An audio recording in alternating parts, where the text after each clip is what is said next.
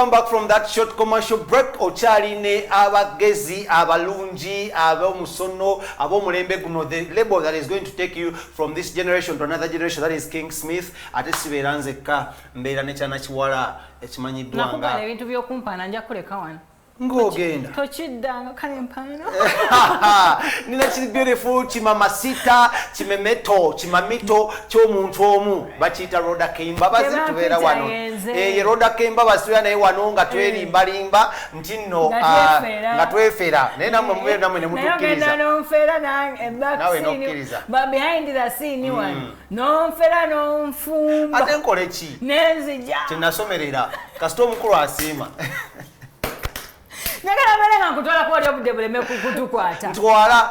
Baby ndi wolero ntwala gyo yagala. Chagala ne togera ne mwami. Serumaga. Serumaga. Twayongedde ne twogera naye n'atugamba lisene. Very well. Nti tuwuliriza. Lillian Mbabazi akinenyiminga wati. Nti she was a very good friend. Very good friend. Where was she when the lady was on bed? She was in Rwanda. She was in Rwanda. Okay, when she came back, did she attend the court? She attended the burial. Allah. Chaliwo bwe bakati nze nina chali wange. Era bwe bankubira simu ne bwe badazeewa.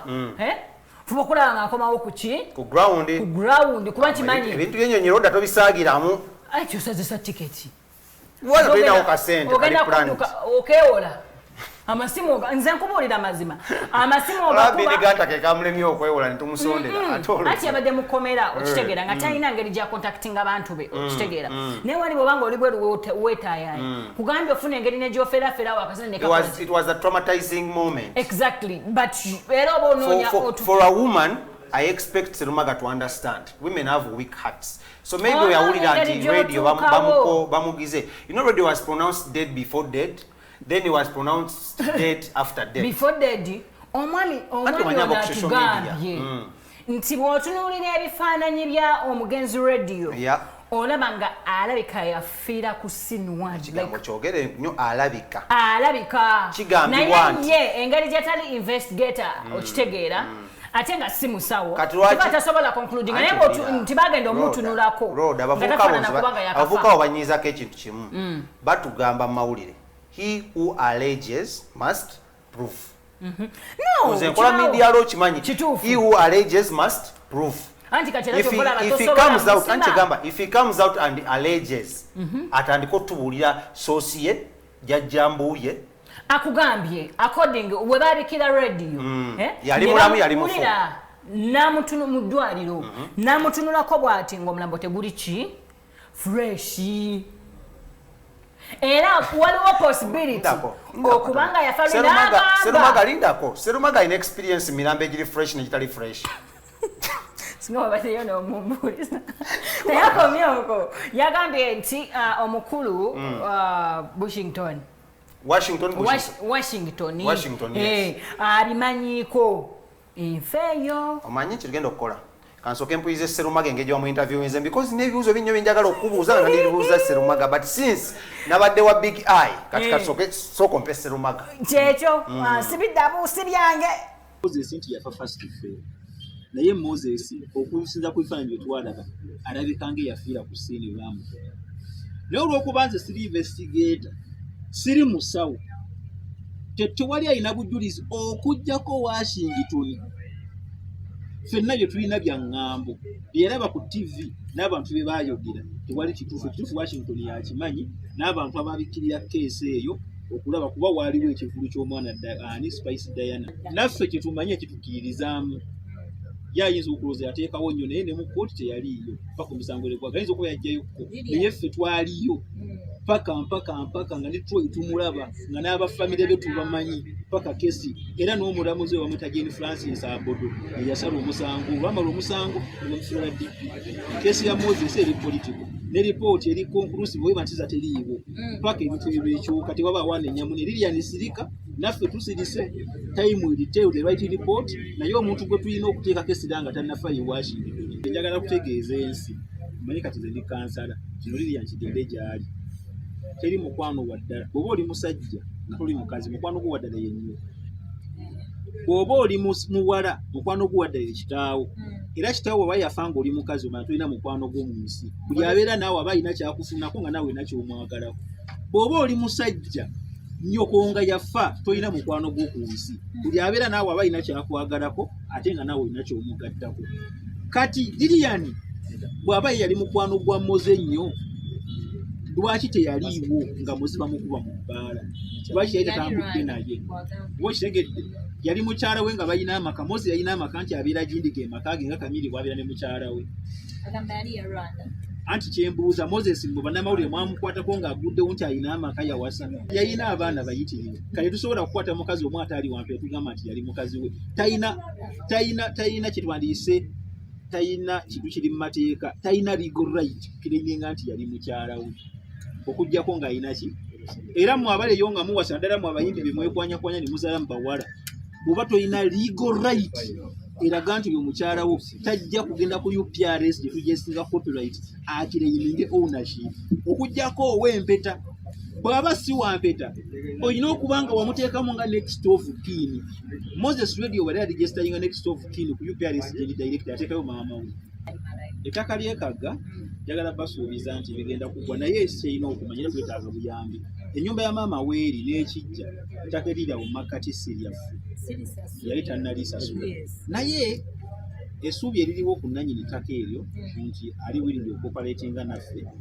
era singa tuba tufunye obusobozi tusobola naye netusootinga ebyetaaga justice center then ekyokubiri nebweyo bagwe ng'oli muwumba tutu wayonkere ennaku 2 tebasobola kuguza ttaka eryo n'oligula nga wano bali bayaziikawo Moses Radio fenna gwe tumanyi maama waali wano gusodigula ettaka ly'okuntebera buli liri personal beera akolaganye nayo lifuna bye yali azimba biki ebyo biri personal bya family ne maama we si bya family n'ennyimba ze yayimba mu studio endagaano ze yenera producer yamanye endagaano ze yakola nabo ffe tetulina right egenda kuwamba studio ya muntu olw'okuba aproduces olimba nga olimu content wa Moses kuba tetumanyi endagaano ye gye yakola na muyimbi oli wizo okujjako nga afuddeyo n'obujulizi obuwandiike n'agamba twali tukola oluyimba luno twalina endagaano bweti ne Washington era endagaano yaffe yagimenya otherwise tetulina right erumba studio nga tukirenyinga nti omuntu oli akozesa bubi bwakawulabye bambi naye bayisa good initiative JWB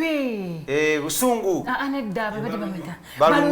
balunywa oye JWB roda oli ku mugati roda oli ku mugati roda oli ku mugati roda oli ku mugati sikula ngo oyogedde ku campaign za university yonna ola ne josina toyogera campaign zaayo nedda abala nga sokole ningamba kati yalabe kachakolo bwana wa campus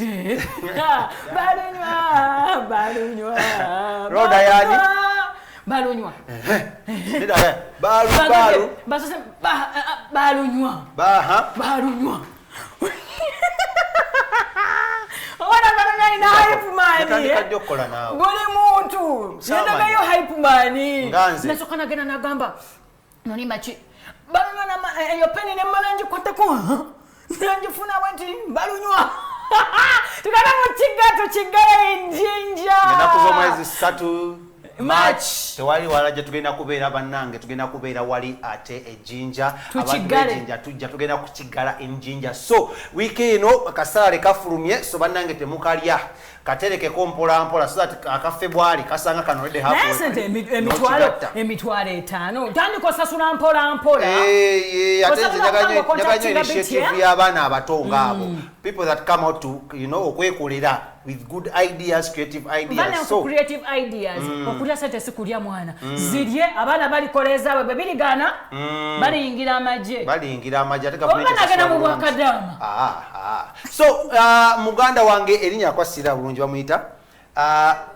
memorable safaris kitegeeza ebijukizo so when you walk with memorable safaris meaning obogenda sigaza ebijukizo we don't just move. You don't move far. We don't move far. We leave memories. Our memories with you. For example, on the 3rd of March, tugenda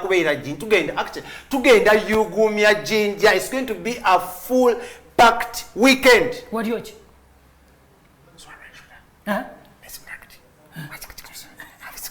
No kwepicha.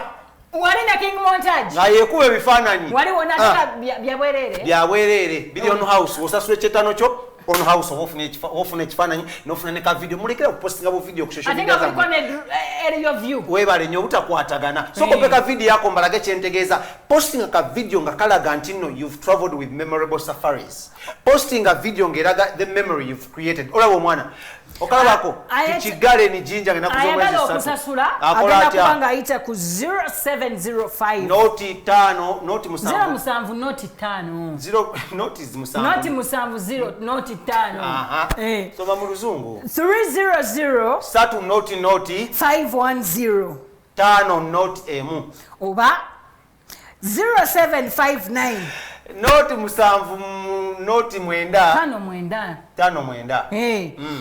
858 tatano mu 8 nkaga mu 8 45 mechi tuchigala kuna kumajinja role Mbabazi aja kubayo ane King Smith wali wona nga tunyumirwa obulamu zagenda okubera ku nkata obulamu bumpi so ebintu ebyo tulina bikola ki tulina bikola naye tubera nga tugenda mu mbozi endalo ani ko tulina